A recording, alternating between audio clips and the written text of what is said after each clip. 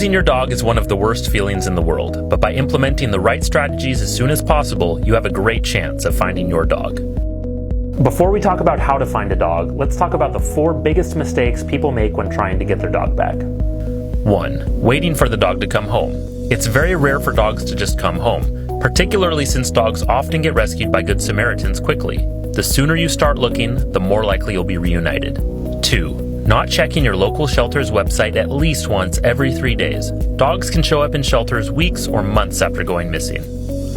3. Only doing 1 or 2 of these tips. The more techniques you use, the better your chances. 4. Giving up based on very unlikely scenarios, like the dog being stolen or killed by coyotes. Don't succumb to grief fatigue. Sometimes it's easier to give up and get closure than to keep looking, but persistence over time is what gets dogs home. Let's talk about what lost dog behavior really looks like. When dogs escape, they run. The friendlier a dog is, the more likely it is to be picked up quickly, and the less far it travels before being picked up. The more skittish or aggressive a dog seems, the longer it takes and the further it typically gets. A dog who is scared from home, like by fireworks, is likely to travel farther than a dog who simply digs under a fence on an adventure. And a dog lost in a residential area usually doesn't get as far as a dog who gets lost in a rural area. The most important strategies you can use to get your dog back are searching and marketing. In most cases, you're not looking for the dog. You're looking for the people who found the dog or who have seen the dog. This video will guide you through easy, proven strategies, and the more you do, the better your chances of getting your dog home. Step 1. If your dog ran away within the last hour, it may be useful to drive around looking. However, because dogs usually get picked up and brought inside by members of the community relatively quickly, you'll want to start the other steps quickly as well. If you see people outside, ask if they saw the dog and what direction it was going. Step 2. Check Craigslist and other resources. Craigslist is the first place many people post when they find a lost animal. Be sure to check the Lost and Found Pets section and make a lost pet post with pictures. Nextdoor, a neighborhood-specific social media site, is another great place to check and post. There are likely other local Lost and Found Pet Facebook pages and other resources for your area. Remember to repost every couple of days.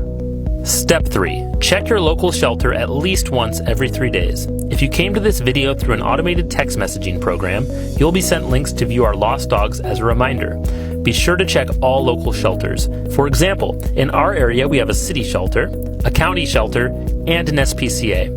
All list animal pictures on their websites. However, it's also a good idea to visit the shelter, especially if the shelter's pictures aren't clear. Sadly, only 1 out of 3 dogs in shelters is picked up by their owners. A likely cause is that owners give up too soon. It's common for pets to take weeks or longer to show up in shelters, so it's imperative you keep looking.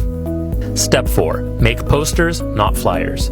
Small paper flyers aren't noticed by drivers. This poster is proven to be noticed and readable, so try to make it look like this. The fluorescent paper can be found for about 50 cents at places like Target and Walmart. If rainy weather is expected, use sheet protectors. The minimum is 6 flyers at the busiest intersections near your house, but the more the better. Check local laws about what posts and signs are legal to attach your poster to. Step 5. Tag your car.